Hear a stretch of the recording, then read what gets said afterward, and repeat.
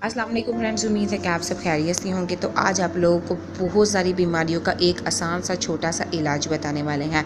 अगर आप लोगों को ब्लड प्रेशर है, ख़वातीन का पुराना लिकोरिया, मोटापा, पेट का बढ़ना, गैस वगैरह और मैदे का निज़ाम, या ऐसे लोग जिनको शुगर ने बहुत सताया हो और वो अब किसी काबिल ना रहे हों, ये टोटका शुगर का हैरत अंगेज़ इलाज भी है। बवासीर का इलाज है। कोलेस्ट्रोल, टेंशन, पुरानी कब्ज़ और बवासीर में मुब्तला अफराद के लिए ये टोटका बहुत ज़्यादा ज़बरदस्त है।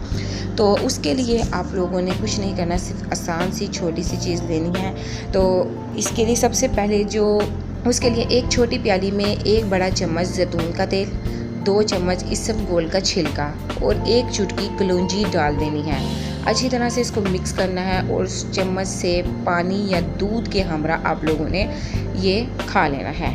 ये एक वक्त की खुराक है। इसी तरह दिन में 3-4 बार ये टोटका बनाकर इस्तेमाल करना है। चंद ही दिनों में आप लोगों को हैरत अंगेज़ रिज़ल्ट मिलेंगे और आप लोग इसको ज़रूर ट्राई कीजिएगा। इंशाल्लाह ताला आपको फ़ायदा होगा और दूसरों तक लाज़मी शेयर कीजिएगा। Thank you for watching my video.